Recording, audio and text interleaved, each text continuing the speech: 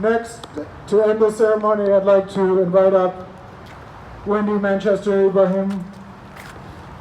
She is an advocate and a faith leader with the Rhode Island Council for Muslim Advancement.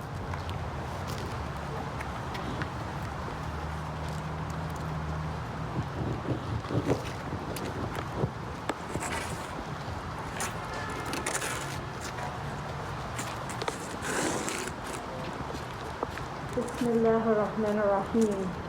In the name of the one God, the most beneficent and the infinitely merciful. We have had the privilege to gather today to be in community, to share, to grieve, to mourn, to advocate, to be better, to honor the lives of those who have passed from this life, dying alone and afraid. We have been able to honor the care staff who have had to approach their jobs differently in the age of COVID, who have had to shackle their abundant compassion and love while risking their own lives in the process. We have witnessed how our healthcare system has failed those caregivers, failed the patients, failed the families, and we have had a firm stand to demand better. We have held compassion in our hearts for the families who were not able to be with their loved ones when they passed from this world. Grief in our society, in the best of days, we don't do very well. We don't know how to mourn well in a way that is healing to heart and soul. We are being forced to witness a wide-scale loss like we have never seen in our lifetimes. We are exhausted, frightened, deeply sad, and frustrated at so many things out of our control. In the Islamic tradition, my faith tradition, when someone passes, we say in Arabic, Inna lillahi wa inna ilayhi rajiun. Literally, this translates to surely we belong to God, and to Him we shall return. In your faith tradition, you may have words that you do and say to help heal your moments of grief. In a moment, I'm going to ask you to connect to those thoughts and prayers and say them to yourself. And whether or not you are connected to any faith tradition, I'm sure there are words that you say to calm yourself in times of grief.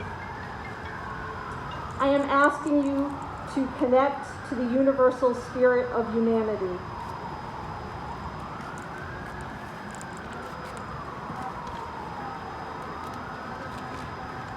As we gather together and mourn collectively, I'm going to invite you to have a few moments of silence together. This will allow us to move through our feelings of exhaustion and grief and activate our collective compassion and love for ourselves and for each other. We have been too long deprived of the social connection upon which we rely. Together, I want us to bring our hearts and activate love and light in this moment together. In this moment of silence, I invite you to be embodied, to be in your body. I want you to now feel your feet on the ground. Feel the earth that is supporting your physical body. I want you to notice the people around you, our whole group, all of us who have come together in sacred congregation to mark this moment.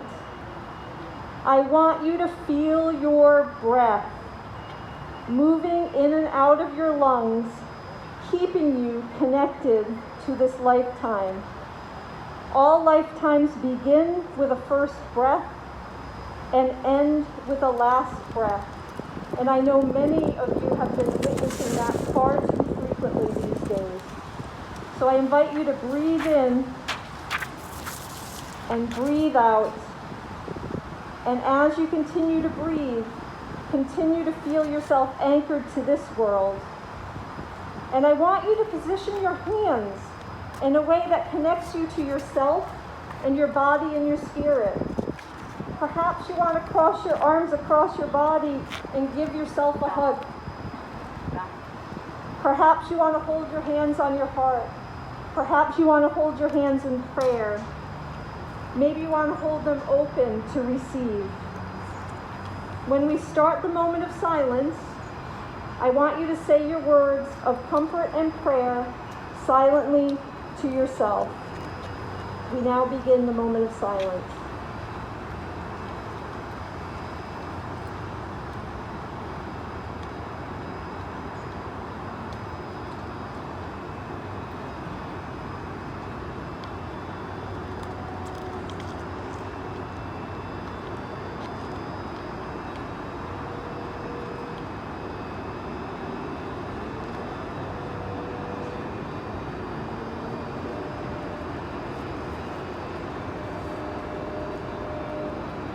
I want to end our time together this afternoon with a short poem by the Sufi mystic poet Rumi.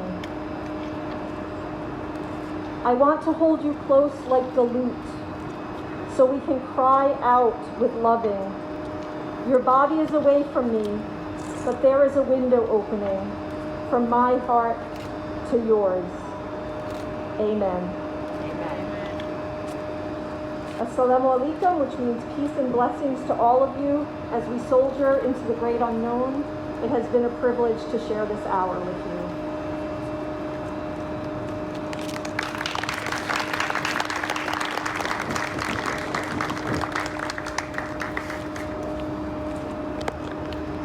And so today comes to an end, but we know that our remembrance doesn't come to an end, just as our action will not come to an end. Thank you, everyone.